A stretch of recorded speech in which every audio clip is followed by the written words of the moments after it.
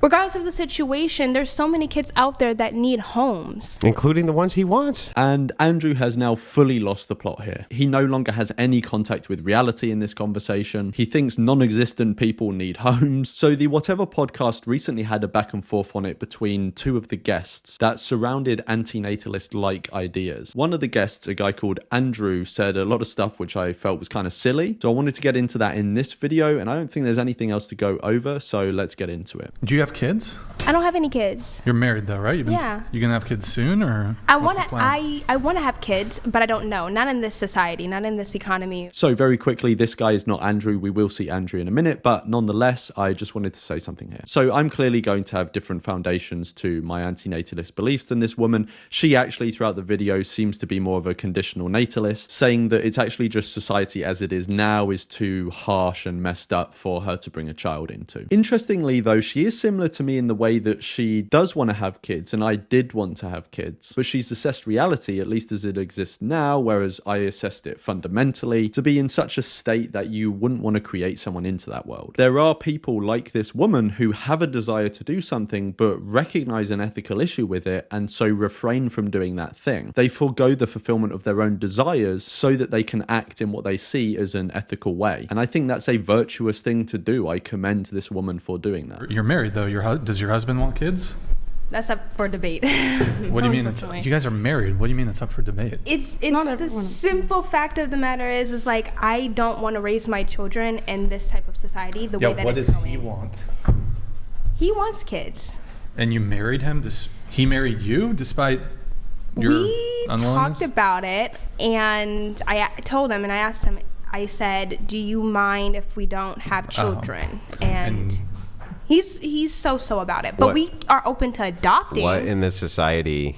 Wait, what? That makes no sense. Why would you be unwilling to have biological kids but be open to adopting if the problem is this society? Okay, so this is Andrew's grand entrance into this clip, and he seems straight away to not grasp a pretty simple distinction. He doesn't see why someone who wouldn't want to create someone into a society that they see as messed up would be open to adopting someone within that society. The distinction here is that children who need adopting already exist, or will exist, because obviously there are some examples where children haven't been born yet, but it is known that they will need adopting once they're born. So these children already exist and already are in the messed up society and facing the issues that this woman has a concern with, or at least are at risk of facing these issues. These are children who have needs, have desires, need a loving home to look after them, and through choosing to adopt them, she can try and provide that and hopefully shelter them from the issues in society that she's concerned with, which they'd already be at risk of facing, if not guaranteed to face. On the other hand, creating someone completely unnecessarily puts someone into a situation of facing the issue she's concerned about, along with many other harms that maybe she hasn't specifically identified. So the difference here is looking after someone who's already in harm's way and intentionally putting someone in harm's way. And when I say putting them in harm's way, I mean when you create someone, you impose on them guaranteed suffering, the risk of extraordinary suffering, and the guarantee of death as well. A child that needs adopting already faces all these things. They just need looking after. Hopefully the difference is clear now. There's a lot of children like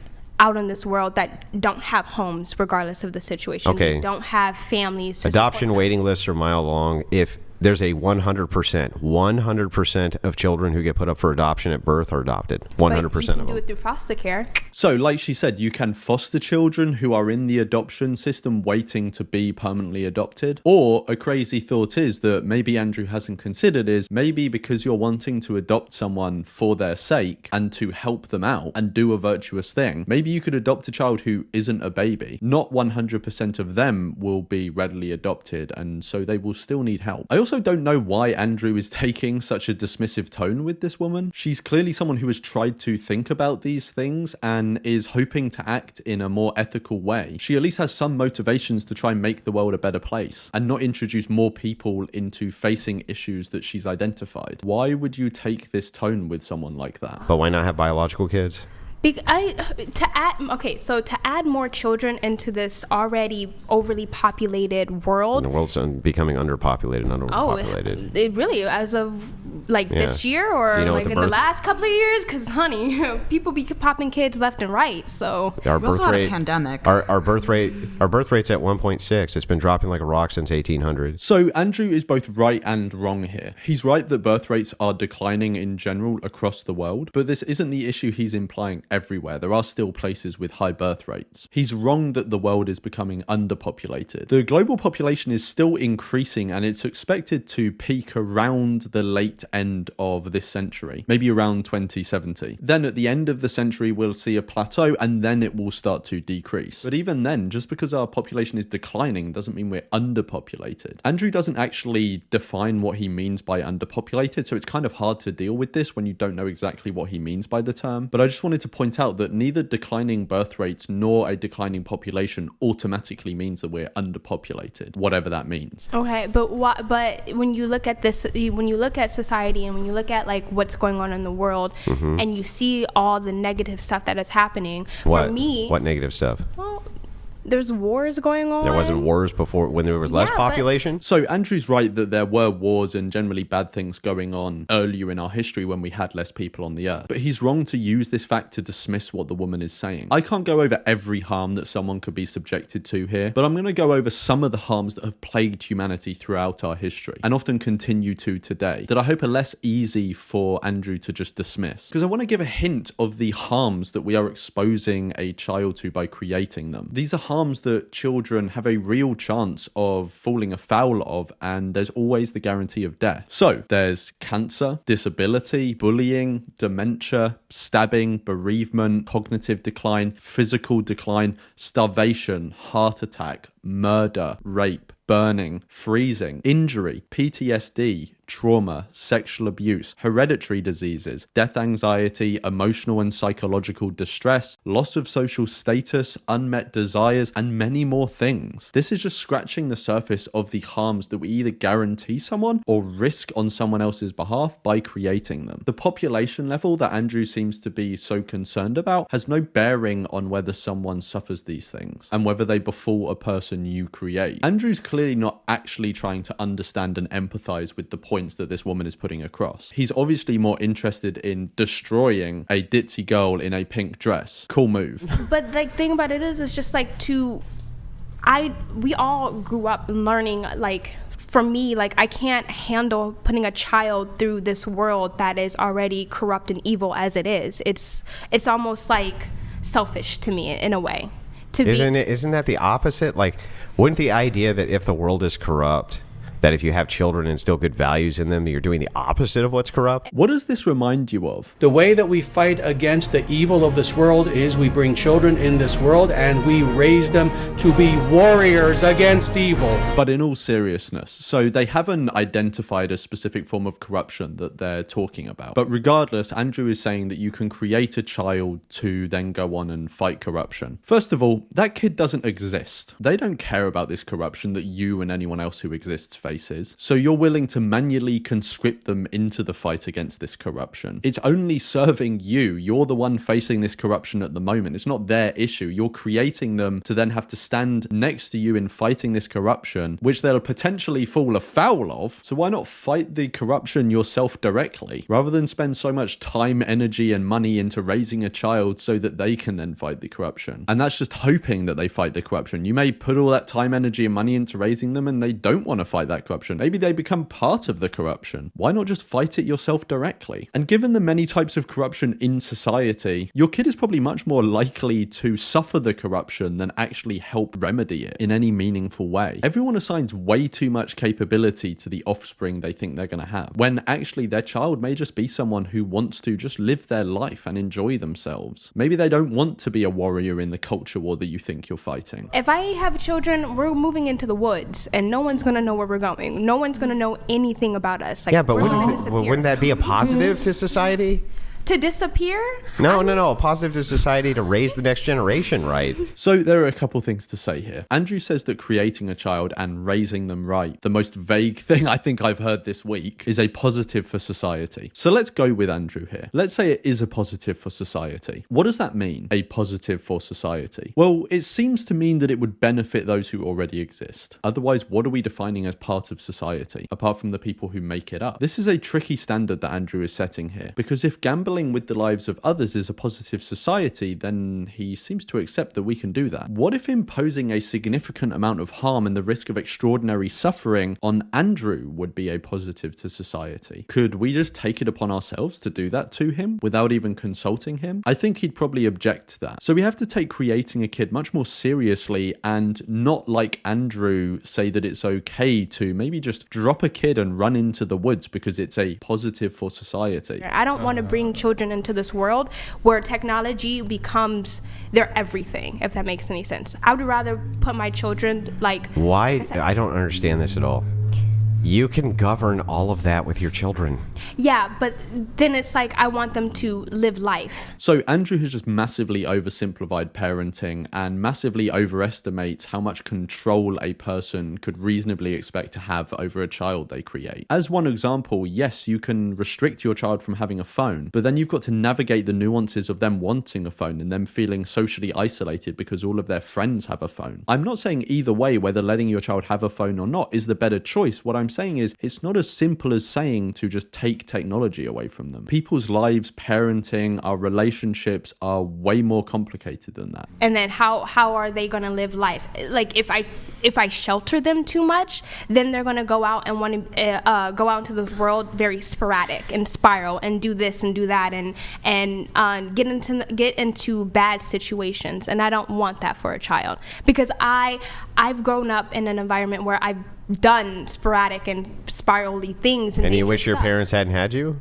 No, I just wish they would have raised me right. Again, another misunderstanding from Andrew on how reality works. He asked this woman if she regrets her parents creating her, and she says no. Andrew forgets that he's talking to someone who already exists and has attachment to life and people and things. She probably has projects that she wants to continue, but the child this woman could create literally doesn't exist on any level. They would not be deprived of the life that they could have had were she to create them. They don't exist to be deprived. We cannot regret this on behalf of a non-existent child. And that's what I'm afraid That's all of. I'm asking you. You are afraid you can't raise kids right, or yes, what? You're afraid you can't? I'm afraid that I can't because of the... So you kill your husband's dream of children because you're afraid that you're not going to be a good mom? Yes. That's fucking awful. That's fucking awful. It's not awful. Why would you do that to him? He can't have another wife to have kids with. But we can adopt. Yeah, but that's not the same as having your own child. Okay, you're replicating your DNA. Like, do you realize that for a man, for instance, right? There's nothing more that'll ever give him the sense of pride like having a son, especially a son who's accomplishing things, or you didn't let me finish. Go ahead. Or what they get in exchange for having a daughter as well. Yeah, so the thing is like there's a distinction here to be made between, well, honey, why don't we just go adopt this other... He's like, why don't you give me a fucking kid? And so it comes out. He talks about making society better, fighting corruption, but now we see the real reason come out. Andrew would want his DNA replicated. It's the ego. He'd be willing to impose suffering and the risk of extraordinary suffering and death because he wants to create someone to give his ego a little stroke, because he gets his DNA replicated. First of all, why would you want to be a slave to your genes? And secondly, why is your DNA so special? Who cares if you pass it on or not? Like she said, you could adopt. And third, you're helping someone by adopting them. And you're obviously willing to raise someone, so why not put that towards a good cause by adopting someone rather than just selfishly wanting to replicate your DNA? You're literally being driven by a brainless molecule. This all doesn't really paint the best picture for Andrew's motivations. Selfishness and the willingness to risk someone else's welfare in the process. But the thing about it is like, I don't want to go through labor. Oh, okay, there we go. extensive. That's what I thought it really was. You just didn't want to, yeah, because it'll damage your body, right? And now he's pounced on this like he's got a gotcha moment. How is he so dismissive of this? He isn't the one that would have to go through a potentially body-altering process. It's not going to be his body that's at risk here. It's easy for him to grandstand. Oh, she isn't willing to take on this potentially immense amount of pain that could leave her with lasting body changes that I don't have to worry about. It's a real mature approach to the conversation for Andrew to just mock a woman about a risk that he doesn't even have to worry about. I would rather not have children in this lifetime. I'm not saying that hopefully, in more lifetimes to come, I want to be able to at least give my children the best life that they can possibly have. How many wives does your husband get? Well, I mean, men get multiple wives every day. Like, they divorce their woman and they remarry. So you're planning on getting a divorce with your husband? I'm not planning on getting a divorce with my husband. Then the assumption here is you're going to be married forever? Well, the ideal is to be married forever. Okay, so if that's the assumption, you're going to be married forever, who else can he have children with? Well, I mean, he could just put his his sperm in a cup and put it in the freezer. And then if I decide I want to have children, I will. Yeah, but what about want a surrogate? But what about him? Could be. Yeah, but what about him, though? Not talking about you now. Not talking about everything that Princess You wants. I'm talking about, what about the king? What does the king get here? Does the king get to have a progeny? Does he get to have that? Yeah, does he get to have the prince? A progeny with an adopted child. He would still have a kid of his, not of his own, biologically. The only thing you can give him?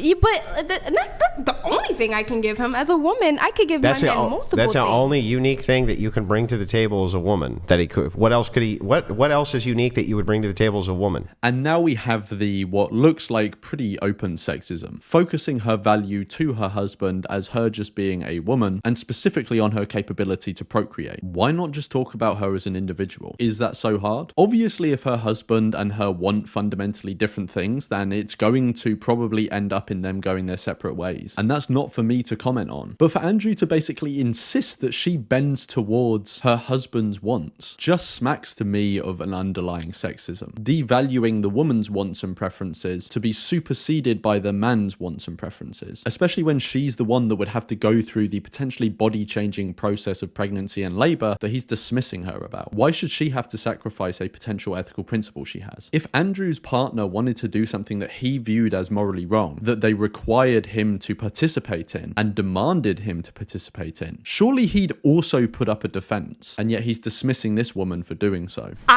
Before I even met my partner, I've always wanted to adopt. I never truly wanted to have children of my own. How many kids you want to adopt? I want to adopt 5. Okay, so why can't you give him 3 and adopt 2? 3 children? Or give him 1. Can you give him 1?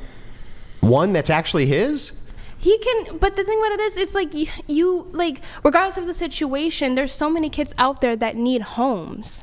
Including the ones he wants. And Andrew has now fully lost the plot here. He no longer has any contact with reality in this conversation. He thinks non-existent people need homes, and he thinks they need homes as much as people who already exist. Let me use an analogy to show how ridiculous what Andrew is saying here is, and how callous it is as well, in trying to dissuade someone who is willing to and wants to adopt. Imagine you have 5 bottles of drinking water, and you have many, many people who are in need of this water because they're thirsty. You could use these 5 bottles of water to quench the thirst of 5 of these people and help and nurture them, but instead you choose to create 3 new people who didn't exist on any level and weren't thirsty, in need of water or anything like that, but you created them to give them 3 of the bottles, so that now you only have 2 bottles to give to the people who already exist and who are in need of water. This is how little sense Andrew is making here. Anyway, let me know what you thought of Andrew's comments, or even the woman's comments. Let me know what you thought of my response in the comments below, and I will see you in the next one. Warriors against evil.